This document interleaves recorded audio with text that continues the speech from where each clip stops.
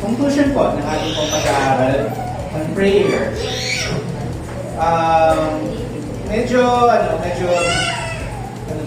Medyo sepangs ako sa pagtatapos ng anong ito. Kasi, yun nga eh. Parang, all this time, medyo nag-wonder ako na sana may natutunan tayo. Sana mayroon tayong napulot na that would encourage us sa ating pong pananalangin.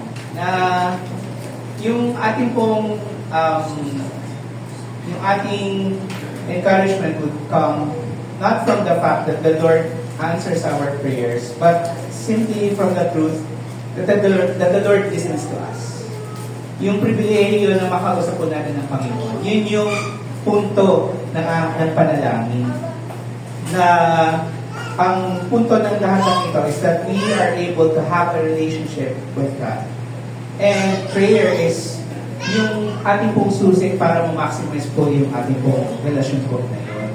So last week, natutunan po natin about boldness. Grant us boldness. And natutunan natin kay Pastor Choi as we studied the prayer of the apostles na kapag tayo po ay humingi ng boldness sa ating pong Panginoon, mas bukas ang isip natin sa katotohanan at sa mga nangyayari sa paligid. Na we are more aware of what's happening. Kaya nga tayo humihingi ng boldness sa Panginoon eh. Kasi we know na merong danger. Anytime pwede tayong ipasara, for example. Anytime, which is a reality sa ating pong mundo, pinagalawan niya yun. Anytime, pwedeng merong mangyari sa atin. Pero, yung katapangan natin ang gagaling doon sa realidad or doon sa realization na yung katotohanan ng Diyos higit na makapangyarihan kaysa anong sitwasyon sa ating buhay. Also, natutunan po natin na hahangarin natin ang patuloy na mamuhay para sa Diyos.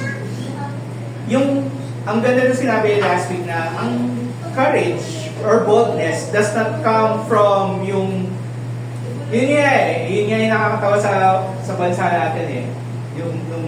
Sige, padala niyo ako dyan sa ganitong padala niyo ako sa ganitong isla, mag-jet ski ako. Ayan, magtatayo ako ng flag. Ganyan. Pero nung nandun na yung mga barko, nandun na yung mga nagpe-play ng hindi, friends tayo eh. Diba? So parang nasan yung pagtatanggol? Diba? Ang katapangan ay hindi paghingi na mabago yung sitwasyon. Diba? Although we pray to God na, Lord, sana give us relief. Tulungan niyo po sana kami. Sana wag kami, it was actually the prayer of the disciples noon. Nung dinampot si James, na Lord, sana makawala siya, sana maligtas siya. Pero ano nangyari sa kanya? Pinatay siya. Diba? Kaya nung nanalangin sila na si Pedro ay iligtas, hindi sila makapaniwala na, sinagot ng Panginoon actually yung prayer natin. Diba? Pero yung courage or boldness comes from yung paghingi ng lakas para harapin yung sitwasyon. We ask not that you take us out from the situation, but give us strength. Diba? Yun yung tunay na tapang.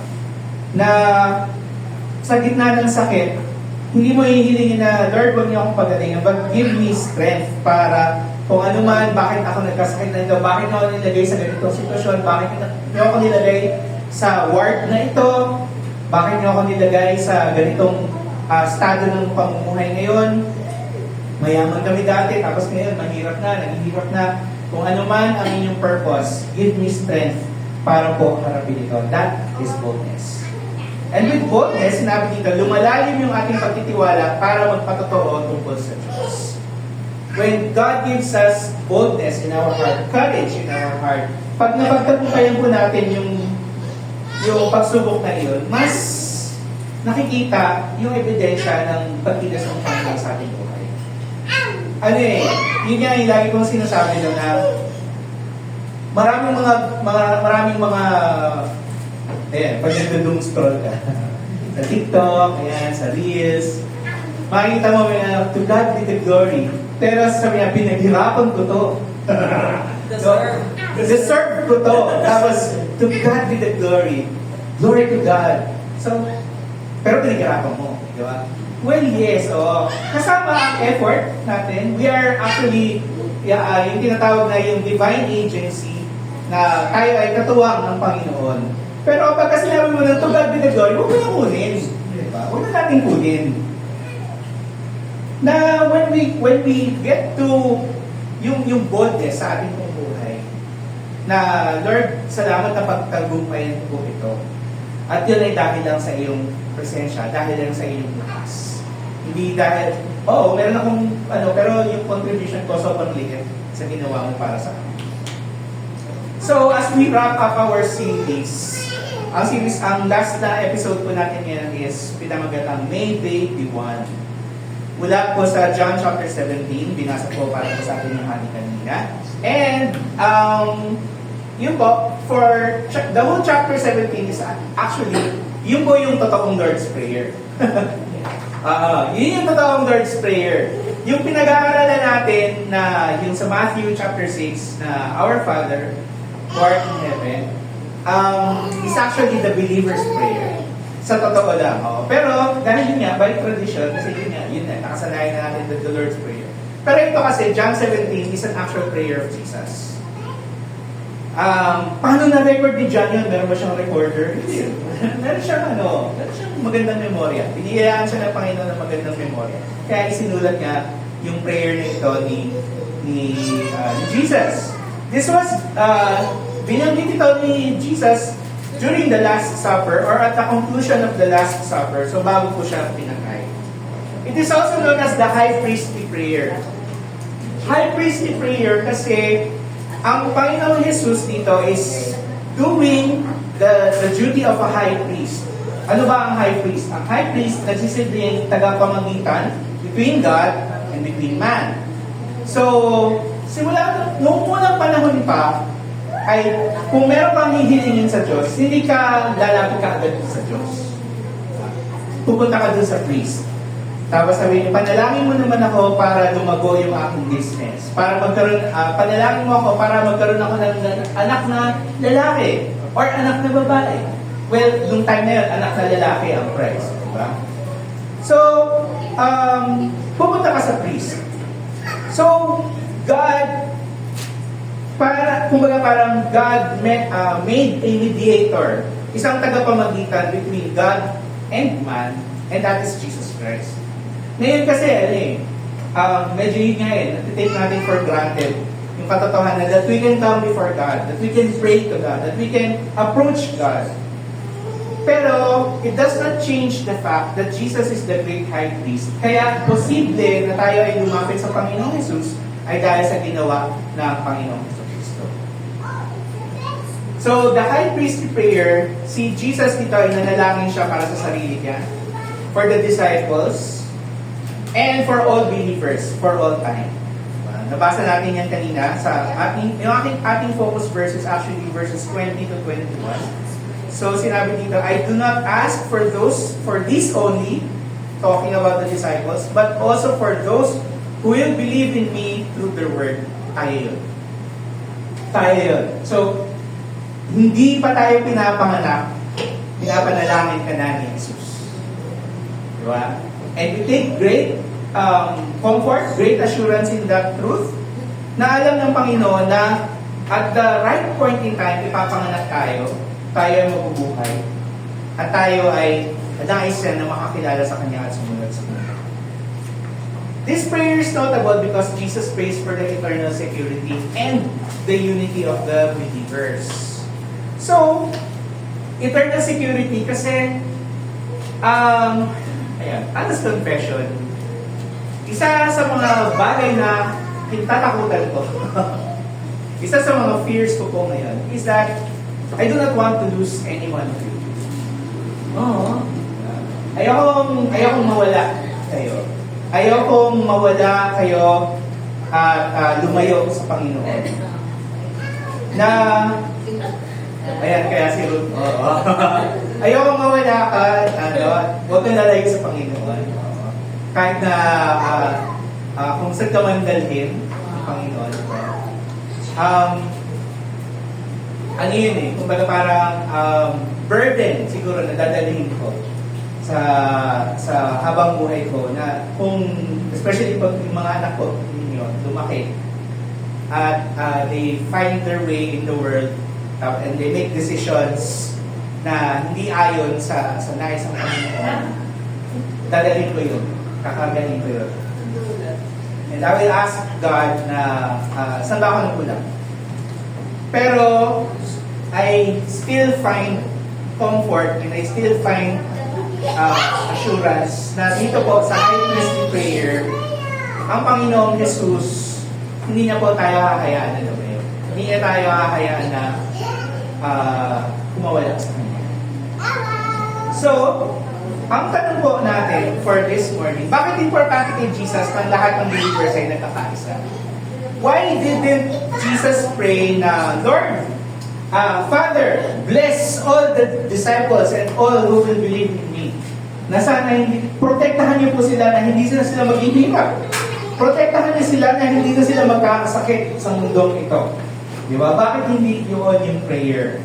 Anong pagkakaisa ang tinutukoy ng Panginoong Jesus dito? So, sinasabi po natin. Una kasi, nais ni Jesus na makipag-isa tayo sa Kanya para sa ating kaligtasan at kapayapaan. In most translations, medyo siniyasan ko po ito, verse 21, hindi actually ginamit yung salitang unity. Kasi when we talk about to be united, di ba? To be united, magkaisa tayo as a church, magkaisa tayo, makipagkaisa tayo sa Panginoon. When we go back to the original language kung saan po isinulat ang Bible, ang scriptures, hindi po actually ginamit yung word unity. The words that were used were one, okay, and in. Na-translated na po in English. The original word is haze. Sabihin natin, haze. Haze, di ba? Which is translated as one. And the preposition and. Na depende sa konteksto, ang meaning ng and can be in, can be on, at, by, with, or among. Therefore, yung tanong dapat natin, yung original na tanong natin kanina, is bakit importante kay Jesus na ang lahat ng believers ay makipag-isa? Okay? Iba yung makipag-isa sa nagkakaisa. Makipag-isa is more of, it's like getting married. Diba? Kapag ka kinasal kayo, diba? Yung sabi natin sa kanta, when two become one. Ayan, diba? So, hindi na kayo dalawang tao na ano. Kasi sa mundo natin ngayon, we celebrate and we actually hold on to our individuality ngayon. Sobrang ganun yung emphasis sa individuality na kailangan express mo yung sarili mo, pumili ka kung alin ang gusto mo, you can be anything that you want. Diba? But the truth is, you cannot be anything that you want. You cannot be a car, you cannot be a dog. Diba? In the same way lang, isang lalaki cannot be a woman. Diba? Pero, yung makikipag-isa means that you come into an agreement. To the point na yung pag-iisip niya, you think alike. Kaya nga sabi nga nila sa mga mag-asawa, dumadating sa point na, uy, parang magkamukha na kayo. Diba? Oo. Diba? Kasi yun nga you think so much alike, you kumikilos kayo as one unit, and still maintain yung individual na ano ninyo, yung individual na personalities ninyo. Alam mo kung sino yung maikli ang pasensya, alam mo kung sino yung malakas kumain, di ba? Alam mo kung sino yung mahilig style, di ba? Alam mo kung sino yung simple lang, di ba? And yet, you move as one. Yun yung pagiging isa. Pakikipag-isa. And that is different from pagkakaisa. Di ba?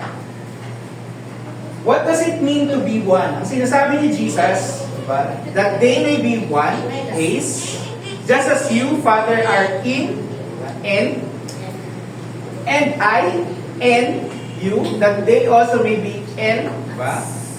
Just as, yun. The word is shows us yung pagiging isa ni Jesus Christ at ng Diyos Ama. The oneness of the Trinity. The wonder of the Trinity. Hindi ko po kaya i-explain po sa inyo yun ngayon. But let's just take it as it is muna na ang ating pong Diyos ay meron pong tatlong persona. The Father, the Son, and the Holy Spirit. And yet they move as one.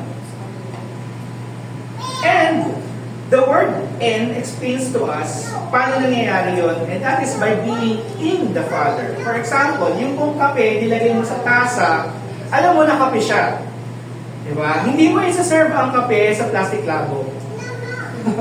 Dahil bukod sa matutunaw yung plastic, lalasa siguro yung plastic, may apekto yung lasa ng kape. You put it in a cup. You put it in a coffee cup. Diba? At alam mong coffee siya. Yung pagiging in sa loob, you know that the coffee is there. That's what makes the coffee. Okay? Okay? Ang pakikipag-isa sa Diyos, hindi siya simpleng pakikiisa, kundi isang malalim na relasyon. Hindi mo, minsan kinakain na, or iniinom natin yung coffee kasama ng kanin. Di ba? Minsan ginagawa natin yan, pero hindi mo sa Starbucks yun. Pa-order nga naman doon ng coffee with rice, venti, di ba? Hindi mo makikita sa menu yun. Diba? That's what gives coffee its value kasi nilagay mo siya sa cup na maganda, sinerve mo siya sa ambience, di ba? Yung relasyon po natin sa Panginoon, it gives value kung tayo po ay nasa Panginoon. Kaya nga sinabi sa Psalm 37 verse 4, isa sa mga paborito natin, wala sa Gemma, diba? Delight yourself in the Lord. Diba? In the Lord. Diba? Hindi siya delight yourself in the Lord na parang kumain ka lang ng ice cream. Na bumili ka ng masarap ang ice cream, diba? Bumili ka ng ice cream sa may square. Or na halo-halo. Bumili ka ng halo-halo, diba? Kahit na bawal sa mga senior, ang mga matatamis, di ba? Pero kumain ka ng halo-halo, nagbigay yun ng kasiyahan sa iyo, pero pagkatapos noon, wala na. Di ba? When you delight yourself in the Lord, di ba? Yun yung nilulubog mo yung sarili mo sa presensya ng Panginoon, binababad mo yung sarili para kung nasa loob ng swimming pool. Yung ating pong nung baptism day, di ba? Iba yung saya nung nandun ka sa loob ng pool kaysa na nandun ka lang sa gilid tapos pinapanood mo sila, cellphone ka, pinapasa ka ni Ate Gemma, di ba? Iba yung saya nung nandun ka sa labas kumpara sa nandun ka mismo sa loob, di ba? To delight ourselves in the Lord, we have to immerse ourselves in the Lord. So, yun nga eh. Kung gusto mong matutong lumangoy, kailangan pumunta ka din sa malalim. Huwag kang manatili or huwag kang makontento dun sa steps kasama ng kids. Huwag kang manatili dun sa portion kung saan nagtatampisaw si na Aba. Kailangan lumalim ka. And it's the same also with our relationship sa Panginoon. Kung nais natin na mas makilala ang Panginoon, we have to go deeper. We have to go deeper. We have to pray more. Hindi lang gawin kakain tayo. We have to pray more. We have to read our Bible more. We have to spend more time sa pagkilala po sa Panginoon. And that is delighting yourselves in the Lord. Kasi masyado tayo nakafocus dito, He will give you the desires eh. Diba? When we delight ourselves in the Lord, yung desires natin is actually desire ng Panginoon. He changes our desire.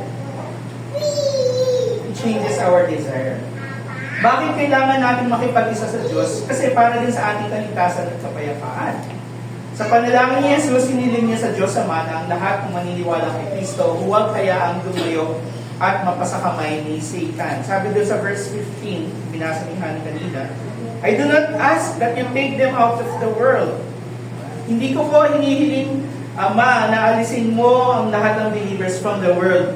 Kaya nga kapag naniwala tayo sa Panginoon Jesus, hindi tayo, di ba? Nandito tayo, we stay here. We stay here. Ang panalangin ng Panginoon Jesus, that you keep them from the evil one. Huwag tayong hayaan ng Diyos na lumapit kay Satan at lumayo sa Kanya. Because there's nothing na Satan wants than for us na lumayo sa Panginoon. Kasi si Satan is condemned. At naghahanap na lang siya ng karamay. Ayaw niya na tayo ay magtagumpay kasama ng Panginoon Jesus. Pero ito po ang ating pong assurance. Sabi ng Panginoon Jesus, John 16 verse 33, I have told you these things so that in me you may have peace. In this world you will have trouble, but take heart, I have overcome the world. Diba? Yung ating pong kapayapaan will come if we remain in Christ. Ang ating pakikipag-isa-isa ay mahalaga dahil ang mundong ito, marami pong pagsubok at hindi na po yung misteryo para po sa atin. Pero maiging manamili tayo kay Jesus dahil sinabi niya na napagtagumpayan niya ang mundo ito. So, what this means for us is ang pakikipag-isa sa Diyos ay pagsuko ng ating mga kagustuhan sa Kanya at pag-embrace ng ating identity bilang pag-aari niya. To be one in Christ means na yung dati nating mga kagustuhan hindi na dapat yung nasusunod. Diba? Dahil tayo na kay Kristo na.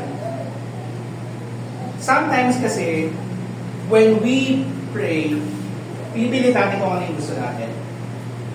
So, naalala ko yung kwento ng isang maganda naman siyang dalaga.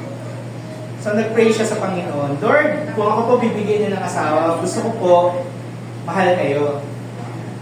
Mahal kayo. Tapos, magaling po siya kumanta, magaling po sana siya magluto, at sana, syempre, sana po ay guwapo. So, mga early 20s siya, no? Nag-pray siya. Nung mga, mga early 30s, mga early 30s, sabi niya, biglang nagbago din yung prayer niya. Lord, kahit hindi na po guwapo, pero basta nagsaserve sa inyo, tsaka mahal ako, okay na po yun. Noong mga bandang 40s, sabi, Lord, basta mahal ka, tsaka mahal ako, okay na yun. Mga 50s and above na siya. About 50s. Ang prayer niya na lang, sabi niya, Lord, sana yung humihinga po. Yung humihinga na lang. Di ba? Kung sino na lang yung dumating.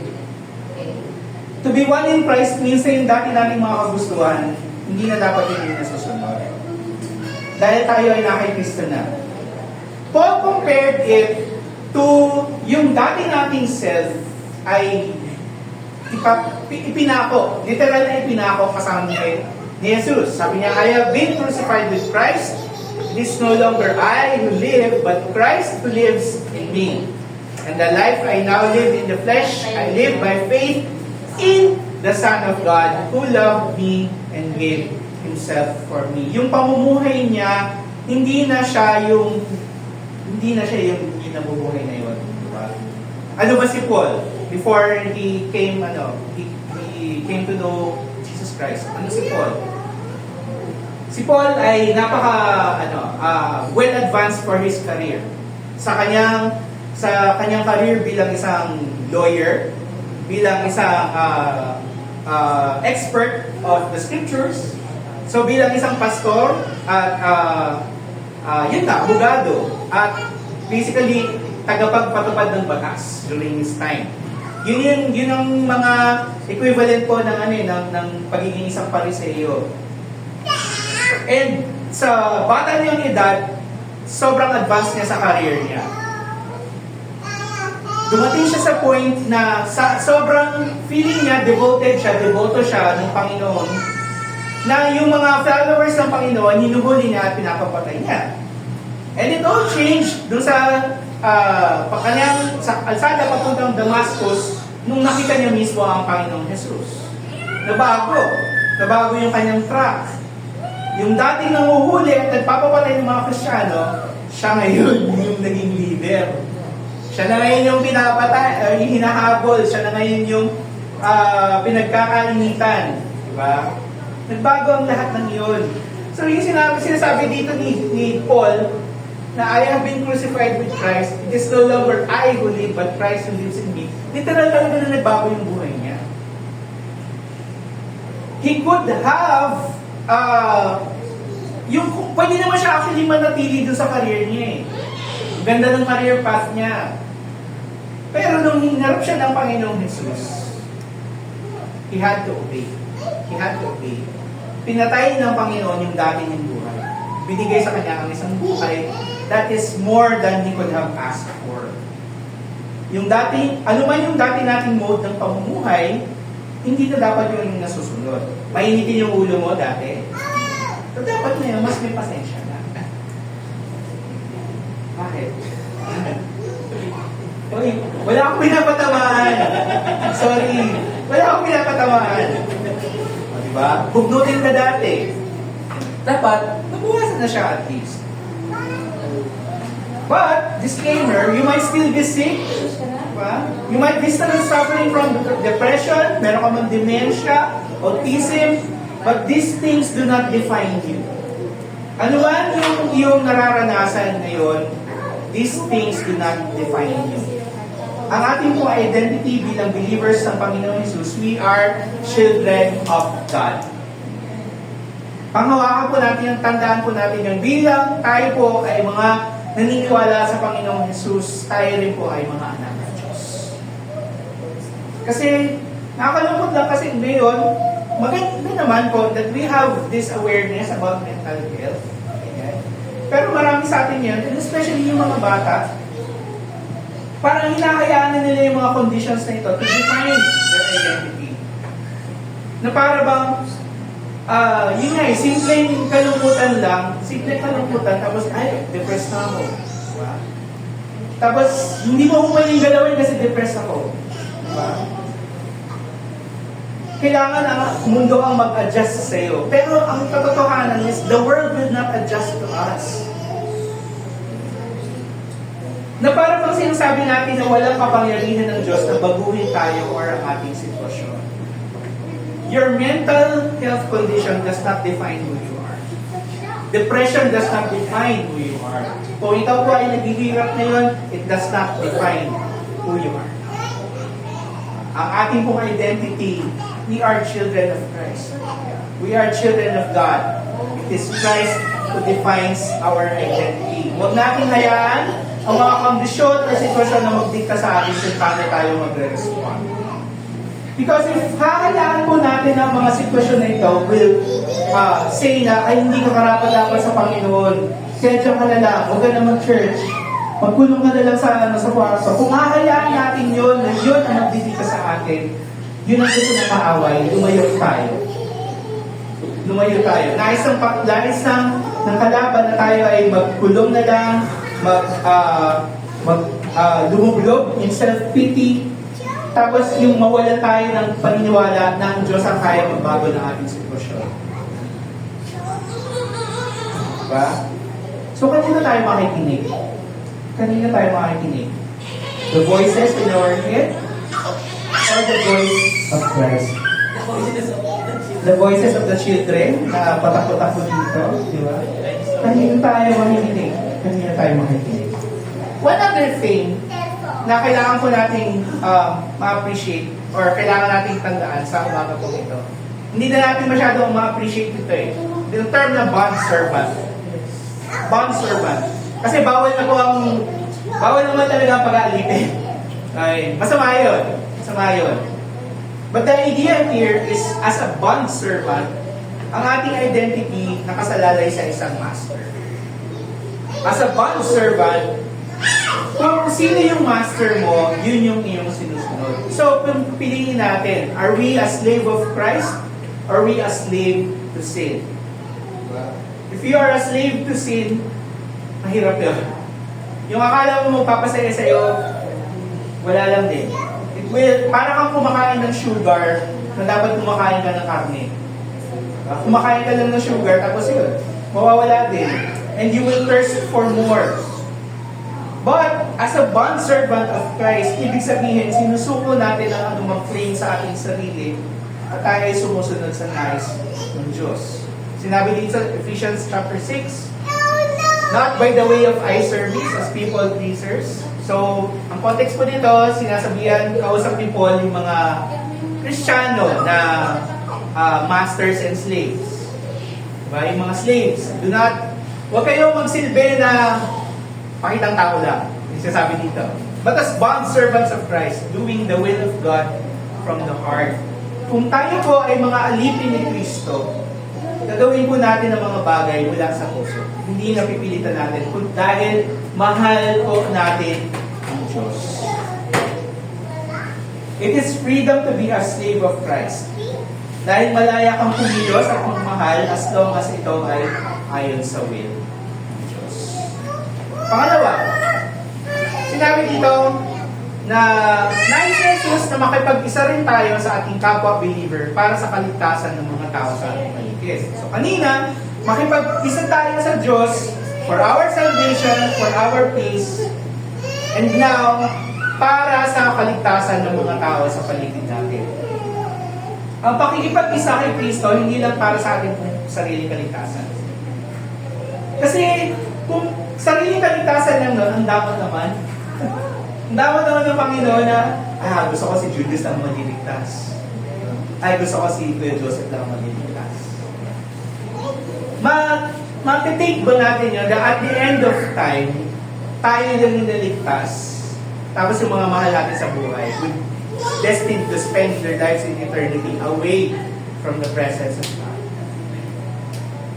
Maating ba natin yan? Diba? Which is what makes salvation or the grace of God so much more. Diba? Kaya siya naniniwala ka na ikaw ay tinawag ng Panginoon, pinili ka ng Panginoon, wala tayong karapatan para ipagdamot ang kaligtasan ng Panginoon sa ibang tao. Nais ng Diyos na ito ay makarating para sa lahat.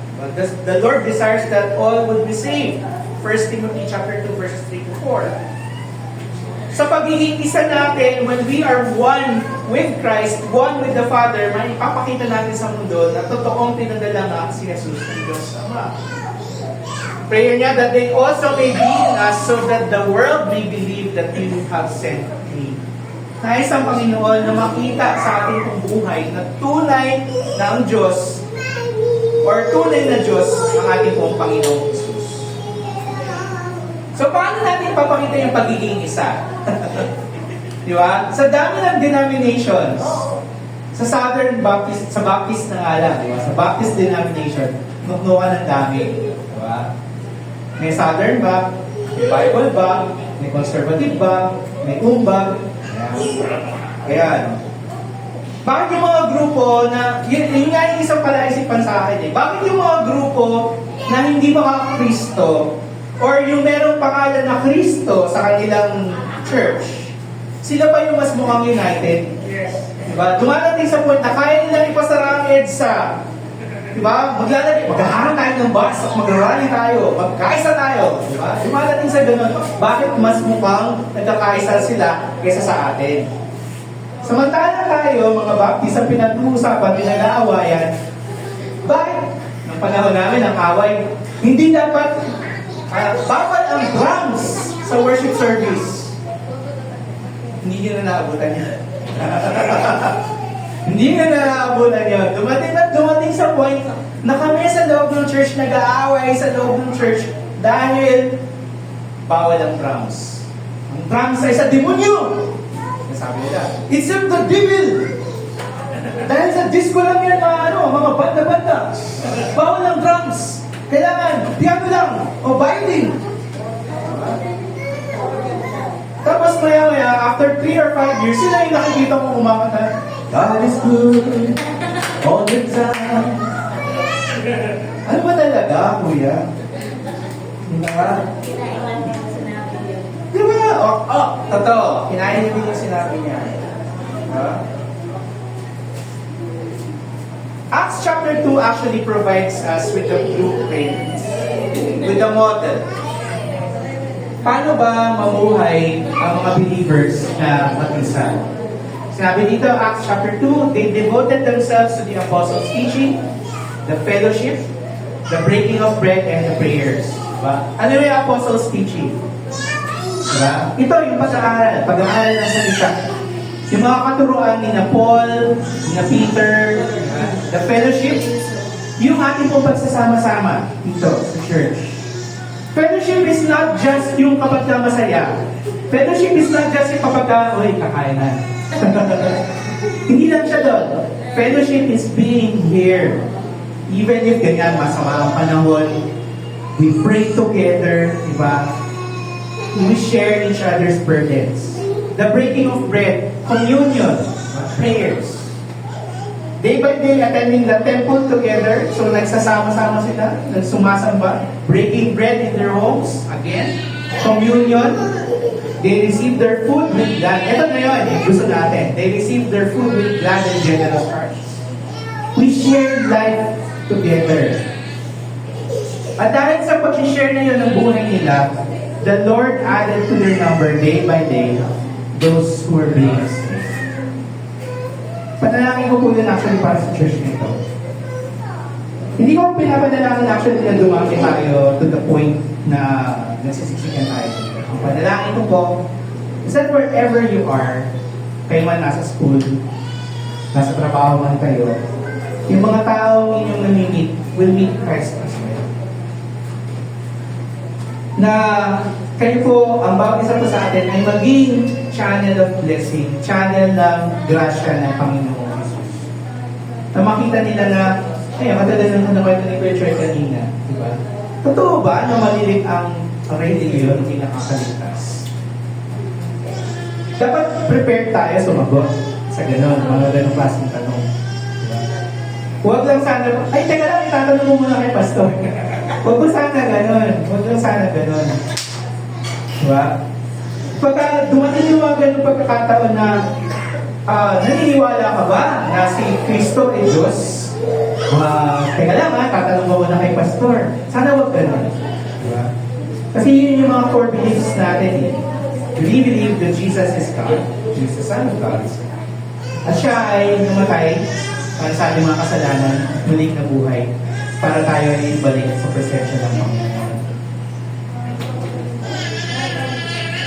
When Christ is glorified in our lives, in our sufferings, in our triumphs, then His grace, sa grasya ng Panginoon, maaari niya tayong gamitin para yung mga tao sa paligid natin makita nila na totoo pala yung Kristo na pinakahawakan nila.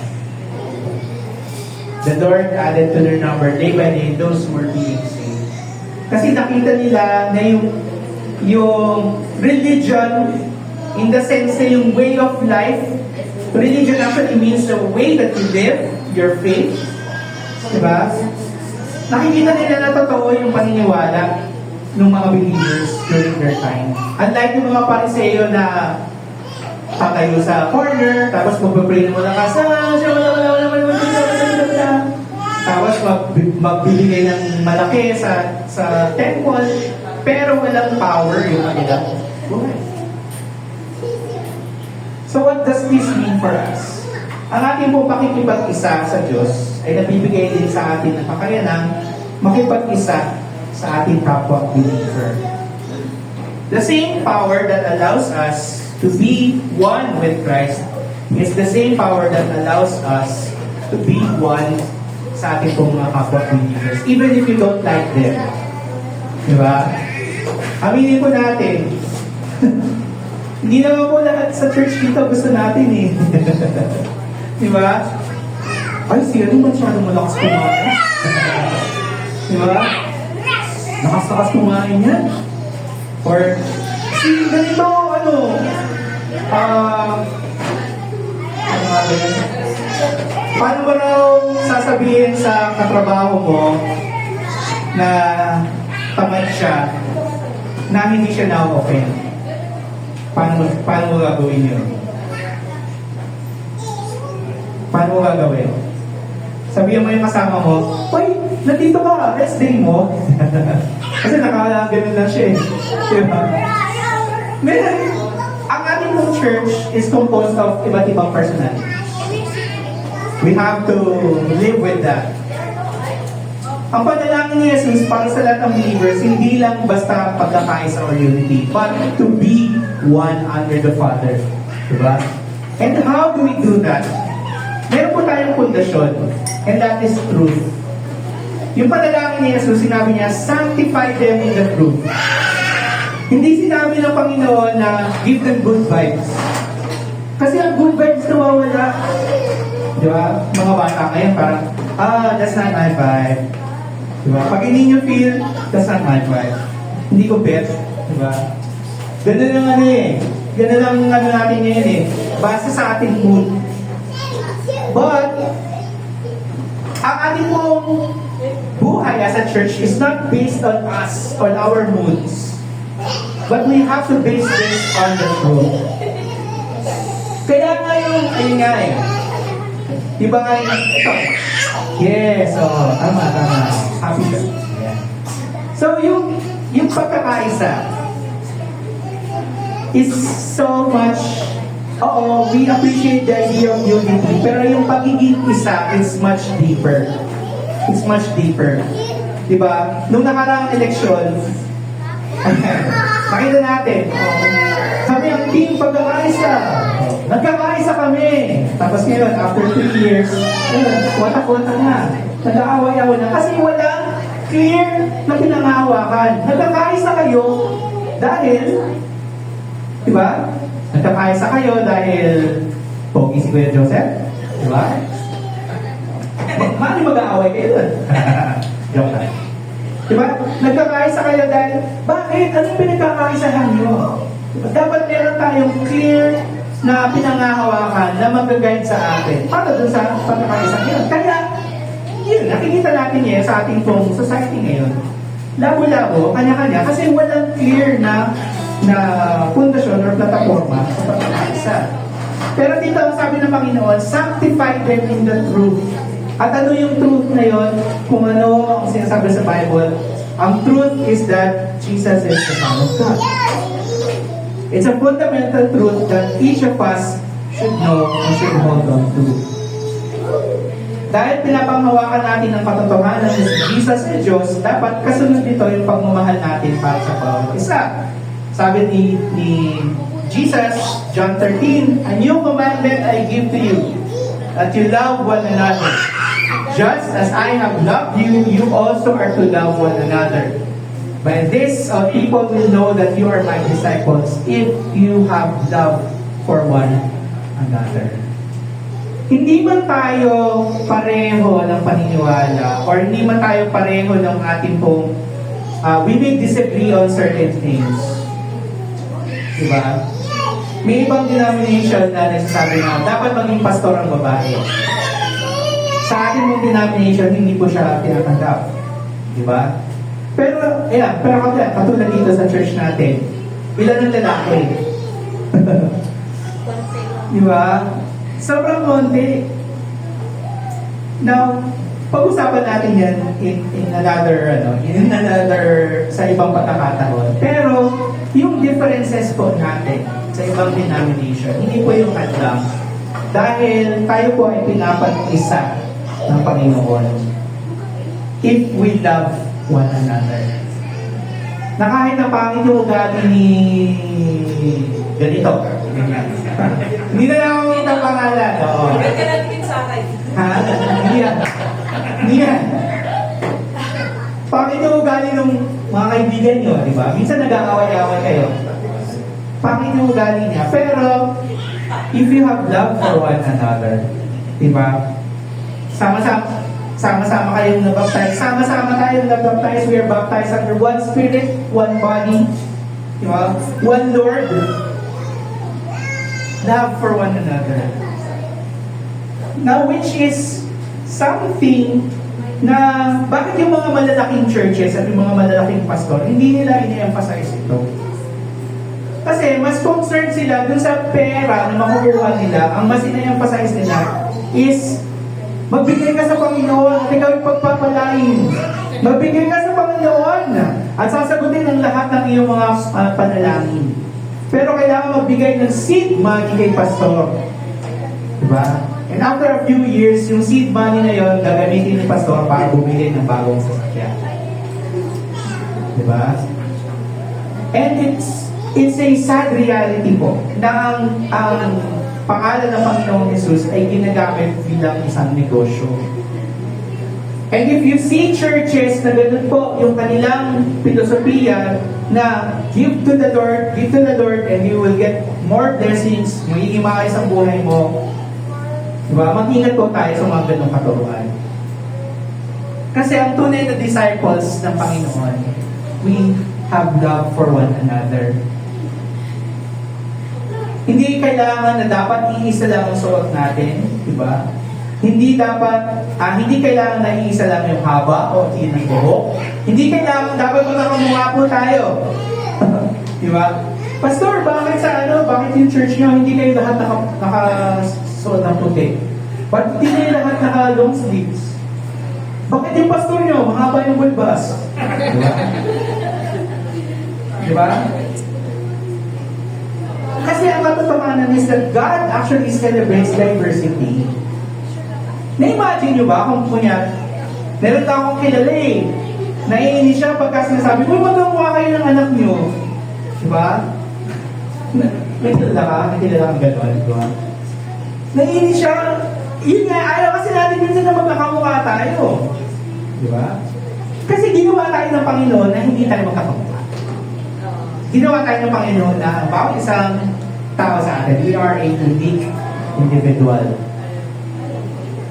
God celebrates diversity and yet we are made one by one Spirit. Sabi sa 1 Corinthians 12, for in one Spirit we were all baptized into one body. Jews, Greeks, slaves or free, and all were made to drink of one Spirit. Pinag-isa po tayo ng Panginoon. So hindi aksidente na kayo po ay nandito din sa Joy in Christ. Dahil inadya ng Panginoon na kayo ay maging part ng pamilya nito. We are part of one body. Na-imagine nyo ba kung yung katawan ninyo isang malaking mata? Di ba? Paano magiging ano? Saan ka hihinga? Mapupuwing ka. Di ba? Or yung katawan mo isang malaking ilong. Di ba? Salamat po lang sa Panginoon sa kanyang wisdom na hindi gano'n yung pagkakagawa niya sa atin. Diba? Kumukha ko si Mike Wachowski. Sa Monsters, yung malaking mata. Mike Wachowski, diba? Isang mata ka lang. Diba? We are part of one body. Gaya ng parts ng katawan, each of us has an important part to play para ma-achieve ang goal ng Panginoon. And that is kaligtasan ng buong mundo. That same Spirit enables us to love and care for one another.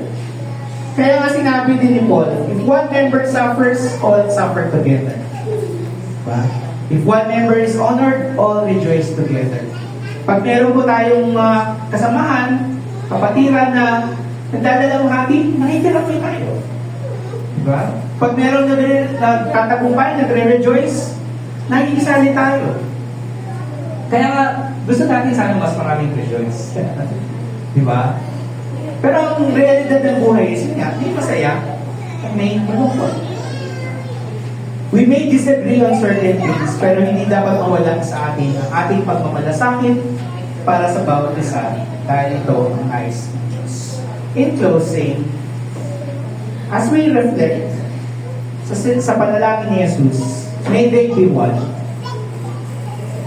Una, nais ni Jesus na makipag-isa tayo sa Kanya para sa ating kaligtasan at kapayapaan. Tanungin natin yung sarili natin, masasabi ba natin na tayo ay nakipag-isa na kay Kristo at nagpapasapaw tayo sa Kanya? Sinasaalang-alang ba natin yung glory at honor ni Jesus sa ating mga desisyon? O dumidiskarte na lang tayo, Lord, panabala dito. Aprubahan mo na lang. Secondly, nais ni Jesus na makipag-isa rin tayo sa ating kapwa-believer. Tayo ba ay aktibong nag-share ng ating buhay sa ating kapwa-believers? Hindi lang tuwing Sunday. Yan yung sinasabi ko dito sa mga batang ito. Hindi lang tuwing Sunday. Hindi lang tuwing Sunday. When you go to your schools, diba? nakikita ba sa ating buhay yung pagmamahal natin kay Kristo at sa bawat isa? Let me close po with this one. Balikan natin yung, sige po, yung passage. I do not ask for this only, but also for those who will believe in me, to the word that they may all be one, just as you, Father, are in me, and I in you, that they also may be in us, so that the world may believe that you have sent me. Yung word na in comes from the Greek en. And that word en happens so many times across the New Testament in Greek. But yung implications ng word na en hold so much more. Napakasimple, yun nga sa pag-aaral natin ng grammar ng English, ang prepositions, hindi naman siya ganun ka bongga katulad ng mga nouns, di ba? Ng mga verbs, adverbs, mga prepositions parang, o sige, pang ano ka na lang dyan, pang fill in. But, the word in changes the meaning of things.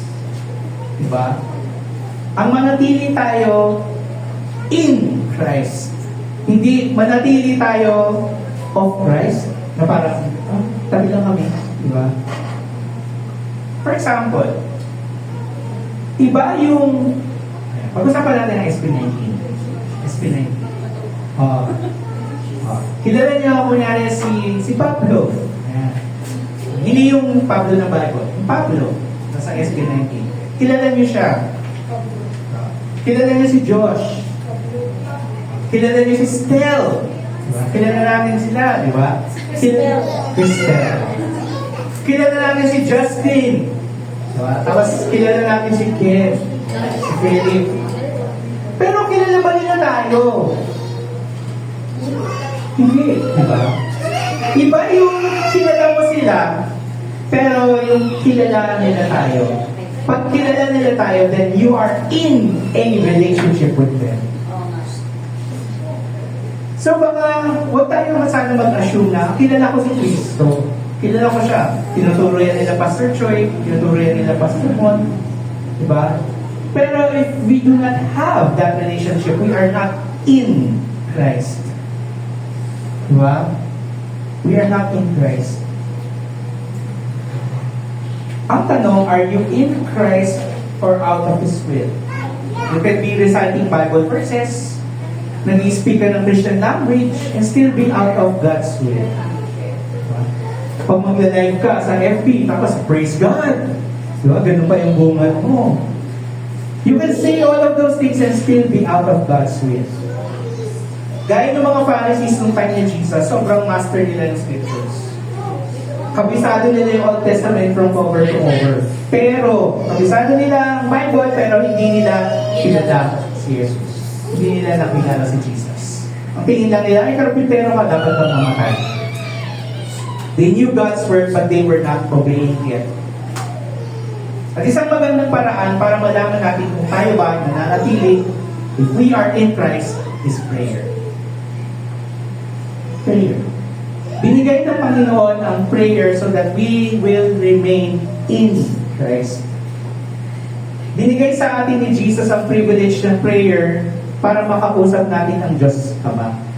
Malaman natin kung ano ang nasa puso niya at naisip niya para sa ating buhay. Ang panalangin hindi para makuha ang gusto natin, kundi para mag-align ang puso natin sa puso ng Diyos. So as we end this study on prayer, nawa, patuloy po natin na gustuhin, aralin, at naisin ang kalooban ng Diyos. Hindi para sa ating pong pansariling ginhawa, kundi para makilala ang Diyos sa ating buhay, para sa ating kaligtasan at kaligtasan ng mga tao sa ating buhay. Gaya niya, susilingin natin sa Diyos na ang lahat ng naniniwala sa Kanya mapag-isa. Kabilang tayo, mapag-isa sa ating pong Panginoon sa pagsunod sa Diyos at pagmamahal sa bawat isa. And like the disciples, hilingin natin kay Jesus, Lord, teach us to pray. Manalangin